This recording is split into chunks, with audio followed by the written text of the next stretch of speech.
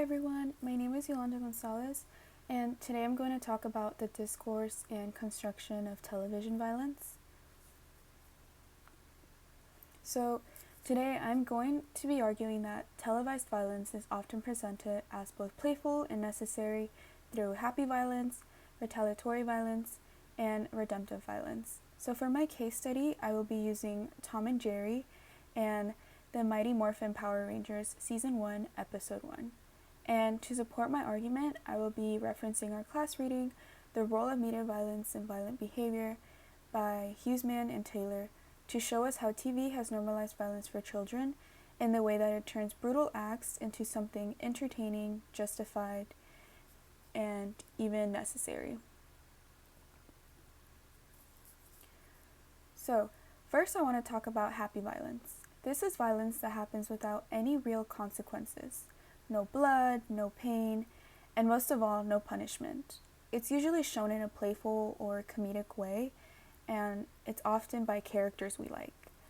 So I think Tom and Jerry is a perfect example. In almost every episode, Tom hits Jerry with frying pans, he gets crushed by furniture, or blown up, etc. But there's never really any real harm, and what I mean by this is that no one ever dies. And the next scene just keeps going like nothing happened.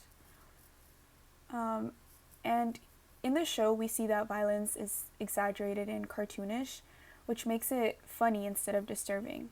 And not to mention, the sound effects, fast pacing, and the fun background music all make these violent acts feel lighthearted. So this kind of representation teaches us early on to see violence as something that can be humorous and harmless, and that it's a normal part of entertainment. Moreover, another key concept is retaliatory violence, which is when characters justify their violent actions as self-defense or payback. Again, Tom and Jerry is built entirely on this. Tom attacks Jerry, Jerry fights back, Tom retaliates again, so it essentially becomes a cycle. And the show constantly frames Jerry's actions as justified because he's just defending himself from the big bad cat. And Tom, even though he's often the aggressor, gets sympathy because Jerry can be equally violent. So what I think is interesting here is how media and cartoons like this train us to see violence as acceptable if there's reasoning behind it, like protecting yourself or getting even. So it turns violent behavior into something audiences cheer for or laugh at instead of questioning or condemning it. And finally, there's redemptive violence, which is the idea that violence is necessary and what makes us good. So as we know in Power Rangers Season 1, Episode 1, the heroes are a regular teen who transform into fighters to protect the world. Once they become the Power Rangers, they immediately engage in battles with the big bad guys. So the show frames their violence as necessary and heroic. They have to fight to save the planet against evil forces. And we see that the fight scenes are exaggerated, fun to watch, and the Rangers are presented as role models. And there's never any question about whether if the violence is okay, and it's framed as the only way to bring peace or restore order. And this is exactly what redemptive violence is. It tells us that using force is necessary to achieve something good, and it makes us root for it. So, now how does this affect children?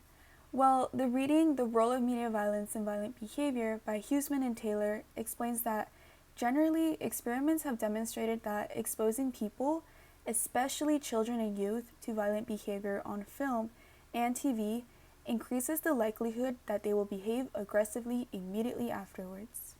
Page 4. So, in many of the experiments, what they found was a clear link between children who watched violent content and behaving more aggressively immediately afterward than those viewing the nonviolent clip.